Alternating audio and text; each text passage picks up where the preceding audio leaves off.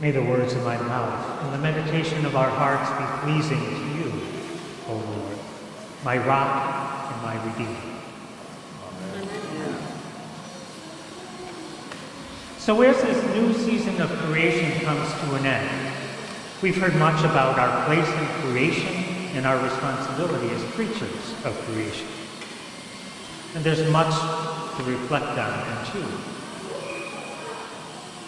We believe that creation is the first incarnation, in which God breathed into the Spirit, His Spirit, into the void. But when we wanted to go it alone, our relationship with God became broken. But God chased after us because God wants us to be one with Him, one with creation, and one with one another. Despite our going our own way, God wanted to repair this rip in our relationship. And God reinserted Himself into creation once again through the incarnation of Jesus. In today's second reading we hear, we believe God became a creature in Jesus Christ and redeemed creation from the inside out, so that we creatures can participate directly in this infinite pattern of God's giving and receiving. And so with Jesus, we have the incarnation, God dwelling with us, and God infinitely binding Himself with humanity, infusing humanity with Himself, and God is forever interwoven with humanity.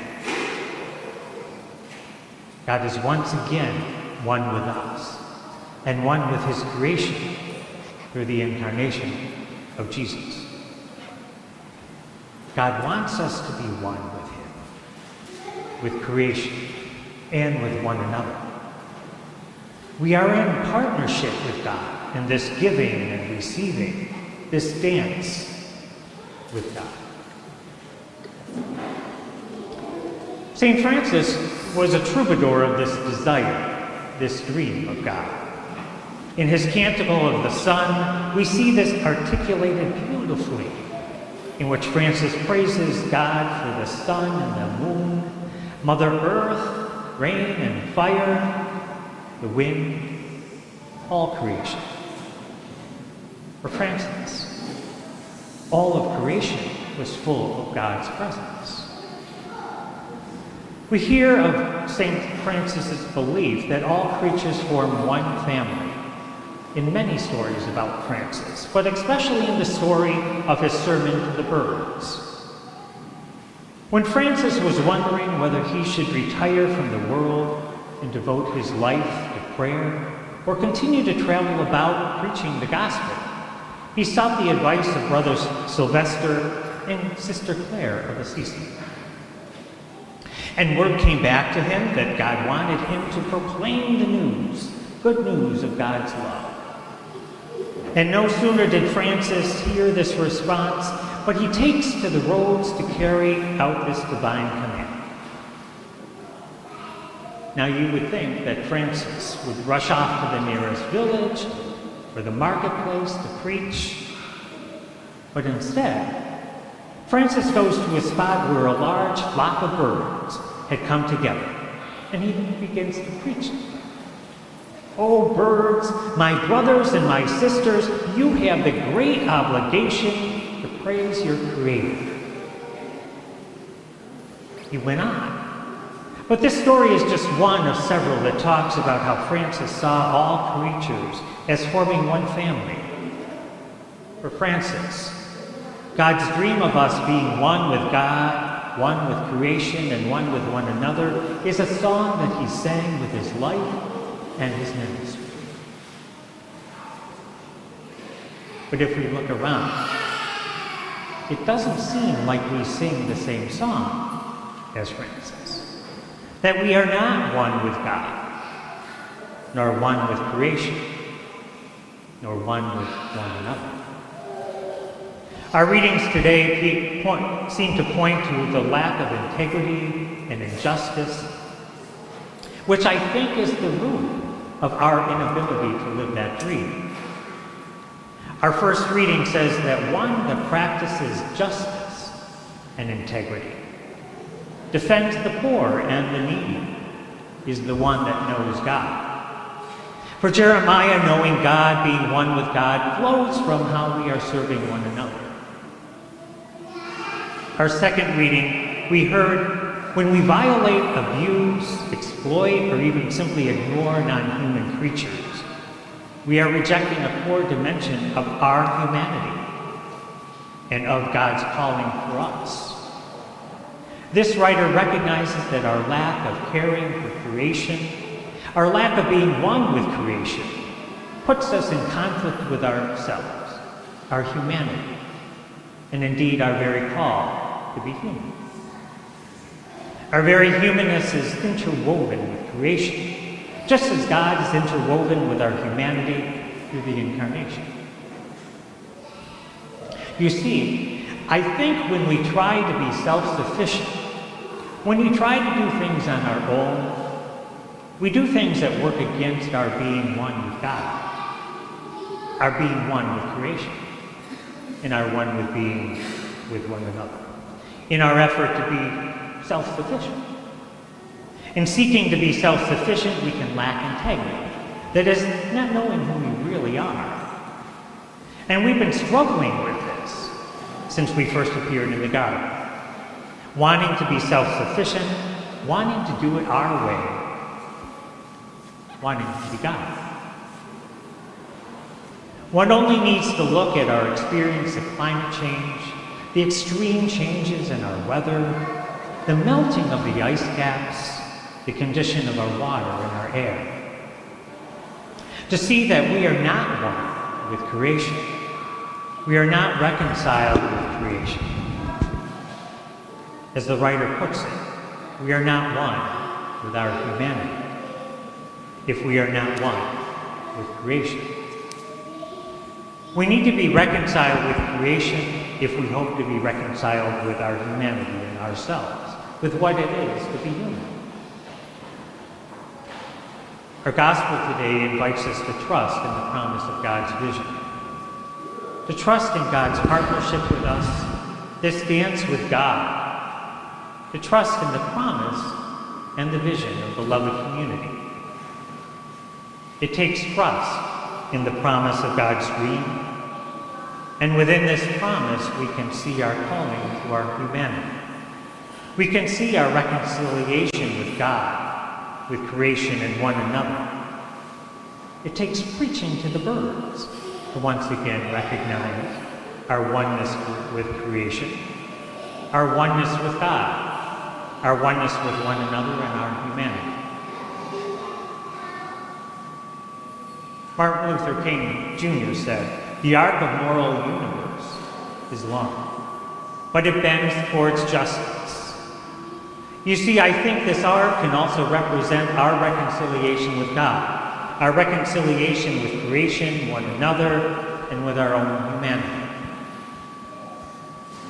King speaks of justice, but isn't justice simply our reconciliation with ourselves, with creation, with our God, with our humanity? Isn't justice the recognition, the striving for this promise of God to be made real in our midst, striving for and towards beloved community? If so, then part of our task, our calling, our being human, to help bend this arc towards God's dream, towards God's promise of beloved community.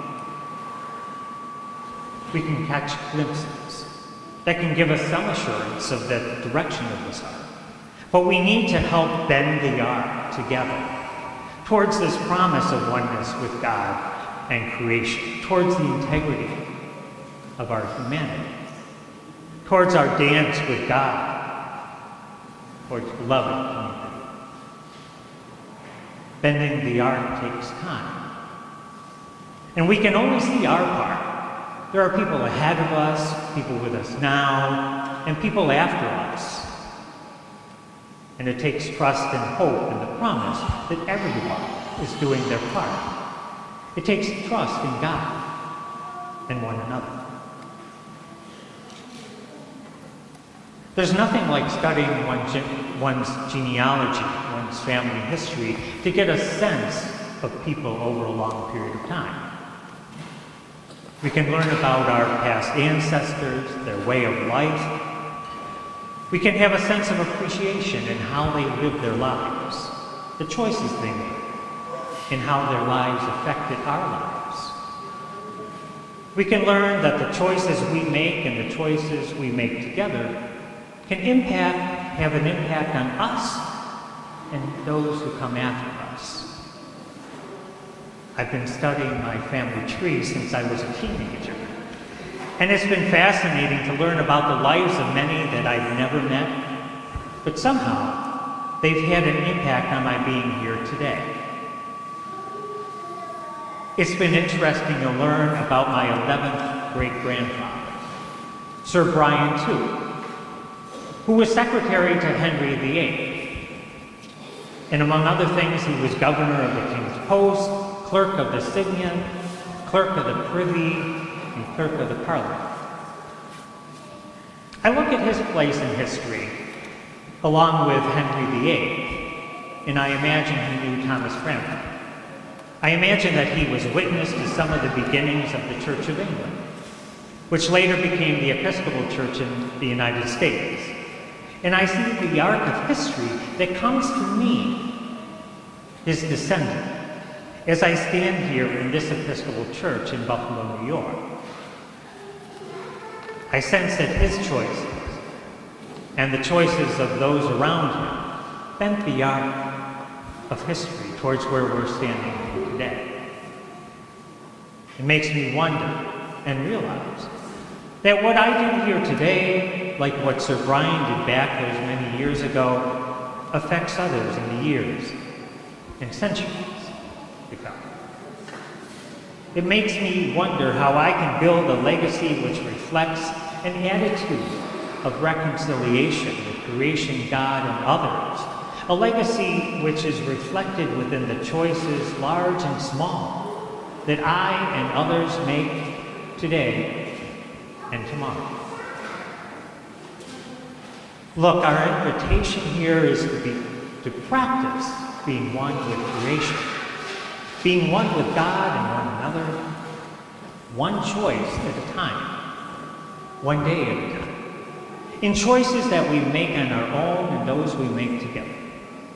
Whether it's about recycling or composting, about choices of our use of electricity and other sources of energy, about the houses we build and the cars we drive, about the policies we support and adopt together, about fracking, wastewater management, or renewable energy.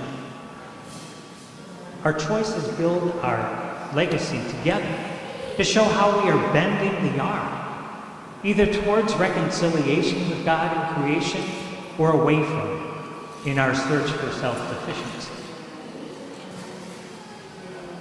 God wants us to help bend the arc together towards reconciliation, towards oneness with creation, towards God, and towards one another. To help bend the arc towards our humanity, our oneness with creation. And perhaps, our descendants will look back, and they'll be able to consider the choices that we have made, choices that have affected them based on where they are standing then, centuries from now. And hopefully, they will be able to say that we preached to the birds.